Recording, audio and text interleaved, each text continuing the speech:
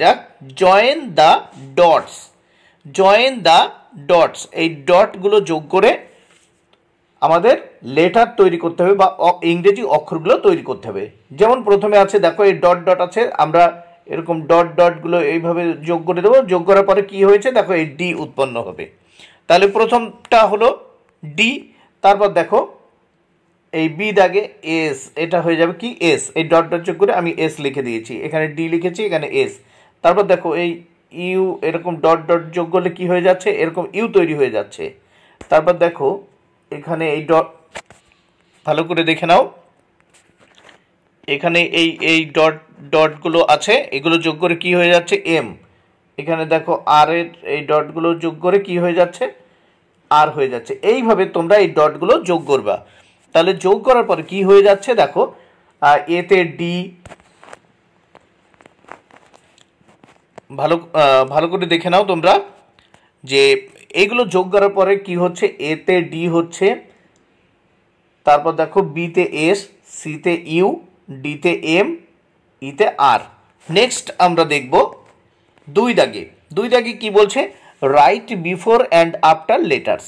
দেখো আগের এবং পরের অক্ষরগুলো লেখো, প্রত্যেকটায় আগের এবং পরের অক্ষরগুলো লেখো। দেখো এখানে এইগুলো কিন্তু কিছু লেখা ছিল না, দেখো এই এই ঘরগুলো কিন্তু কিছু লেখা ছিল না, শুধু এটা লেখা ছিল, এটা ছিল, এটা ছিল, এটা ছিল, এটা ছিল, এটা। এবং আগের এবং পরের যে কালারগুলো দেওয়া রয়েছে, কালারের লেখাগুলো ওইগুলো কিন্তু আমি লিখেছি। তাহলে দেখো এইসের আগে জি হয়, আর দেখো এইসের পরে কি হয়, আই হয়।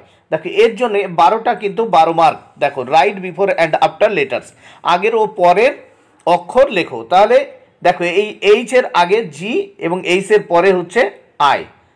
তারপর এখানে দেখো ই আছে, ইর আগে হয় ডি এবং ইর পরে হয় এফ। সি দাগে দেখে নাও, এম এর আগে দেখো এল, ছোট হাতের এল কিন্তু, সেই জন্য আয়ের মতো মনে হচ্ছে, এবং এম এর পরে এন। তারপর ডি দাগে দেখো আর এর আগে কিউ এবং আর এর পরে এস। তারপর দেখো ই দাগে বির আগে এ, বির পরে সি। এফ দাগে দেখো এই কিউ এর আগে পি এবং কিউ এর পরে আর। তাহলে তোমরা দেখলে। এইবার আমরা দেখে নেব পরের পাতা। দেখো নেক্সট পেজ, এখানে নেক্সট পেজে কি বলেছে আমরা দেখে নিই। ফিল ইন দ্য ব্ল্যাঙ্কস, শূন্যস্থান পূরণ করো। 4টি প্রশ্নের উত্তর করতে হবে, 4, প্রত্যেকটির জন্য 1 করে। এখানে দেখো এই এই যে সি লেখা শেষে টি লেখা, এর মাঝখানে কিছু লেখা ছিল না, শূন্যস্থান ছিল। দেখো প্রত্যেকটাই শূন্যস্থান আছে, আমি শূন্যস্থান পূরণ করেছি। দেখো সি এ টি, ক্যাট, ক্যাট মানে বিড়াল হয়ে যাচ্ছে। এস, এখানে কিচ্ছু ছিল না, দেখো আমি আই লিখে দিয়েছি, এস আই এক্স, 6 মানে 6, তোমরা জানো। দেখো এই সি দেখে এখানে ই ছিল আর শেষে জি ছিল, মাঝখানে আমি জি বসিয়ে দিলাম, ই ডবল জি, এগ মানে ডিম হয়ে গেল। ডিতে দেখো প্রথমে এইচ ছিল, শেষে এন ছিল, মাঝখানে আমি ই বসিয়ে দিলাম, হেন। হেন মানে কি হলো, মুরগি। তাহলে দেখো প্রথম এতে হচ্ছে সি এটি ক্যাট, বিতে হচ্ছে এস আই এক্স 6, তারপর সিতে হচ্ছে ই ডবল জি এগ, ডিতে এইচ ই এন হেন। নেক্সট আমরা দেখব 4 দাগের প্রশ্নগুলো। 4 দাগের প্রশ্নে কি বলেছে, write the name of 4 colours, 4টি রঙের নাম লিখতে বলেছে।